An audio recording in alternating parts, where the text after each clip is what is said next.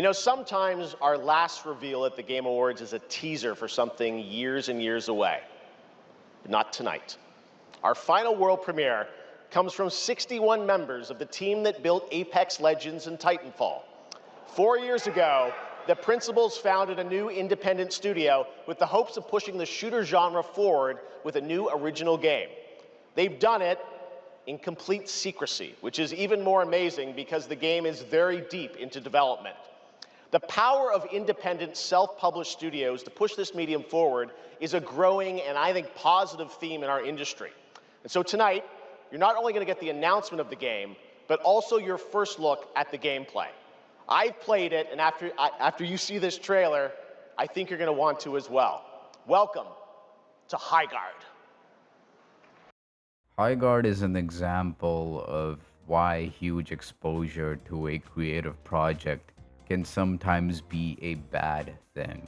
Like, it was basically killed even before its arrival. It was kind of set up in a way. It had the final slot, like at the Game of the Year award show, it got the final slot for the trailers. Usually, when something is shown at the end of the Game of the Year awards, it's something huge. It's probably like a really good game, or if it's something that people have been wanting for years, there's a lot of hype around it or something like that. And there were some people that were on like the whole Half-Life 3 copium thing, but I mean, half of the people that were on the Half-Life 3 copium, that they were just memeing, like it was just a meme. The other half genuinely believed Half-Life 3 was coming out, and when it eventually didn't come out at the Game of the Year awards, obviously, the whole Half-Life subreddit just went fucking insane. It got nuked. There was like satanic postings and shit. That subreddit turned into like the fucking dark web. It's like, what did you expect? Even if Half-Life 3 was coming out, they would never announce it at the Game of the Year awards. Valve doesn't need to do that. They could just upload it to their own YouTube channel. So yeah, if you were actually disappointed that Half-Life 3 was not announced at the Game of the Year awards, that's kind of on you.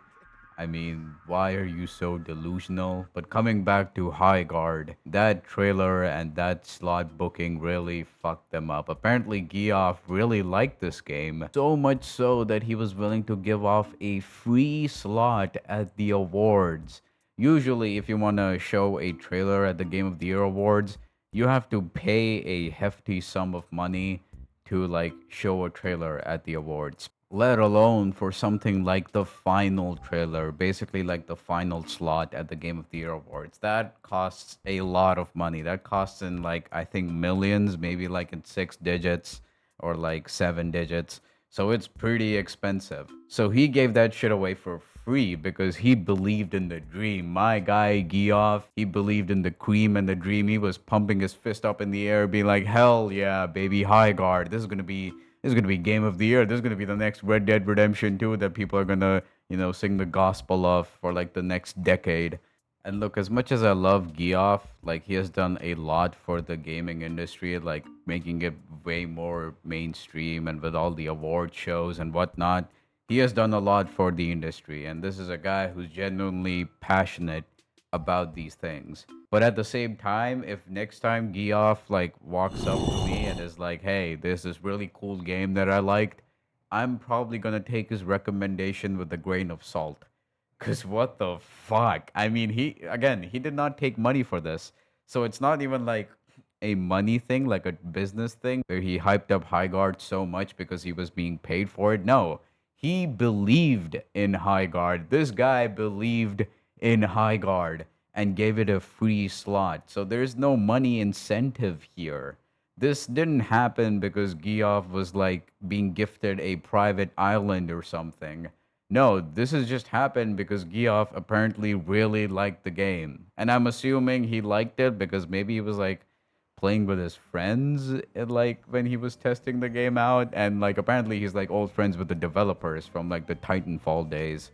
So maybe it was that, because again, any shitty game is fun with friends. Fallout 76 ass, but I could imagine if you're playing it with friends, you can have a good time. Nothing is boring and bad with friends. You can have entertainment if you're playing with good friends. And you're probably asking yourself, is this game the next Concord? And no, No, it is not. It is not as bad as Concord. Like when you're playing through High Guard, there is a level of passion that went into this game. There is better character designs. There is better gunplay. Like there's some solid foundation that went into High Guard. It's not totally bad, and it's not as bad as Concord. But again, like they had some really dumb decisions like 3v3. Why? Why would you have 3v3 in this game? The maps are so huge that it takes so much time. It just doesn't make sense why they would have 3v3 instead of like 5v5 or 6v6.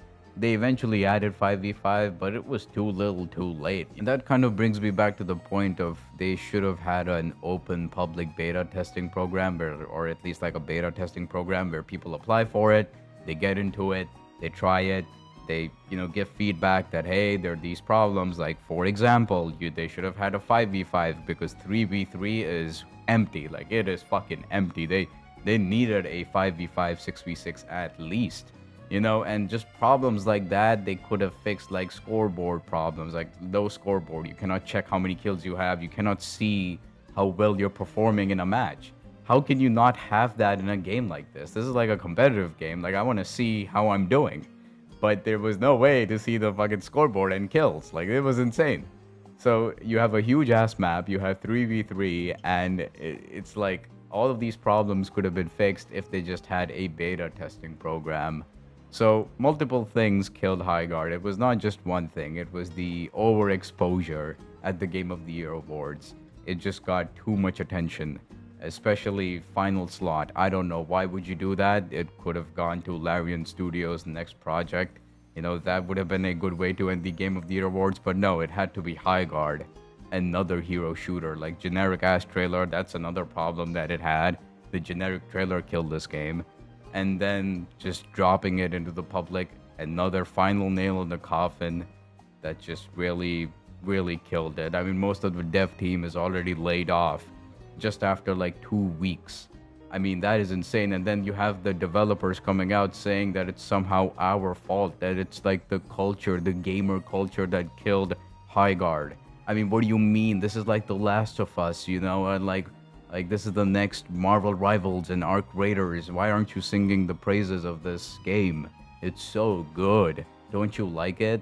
Like, it's like, no, it's clearly bad because people didn't like it, all right? And the dev team guy like really made a post, like it's kind of deleted I think now, but he made a post talking about how most people that were leaving negative reviews are like 1 or 2 hours of playtime.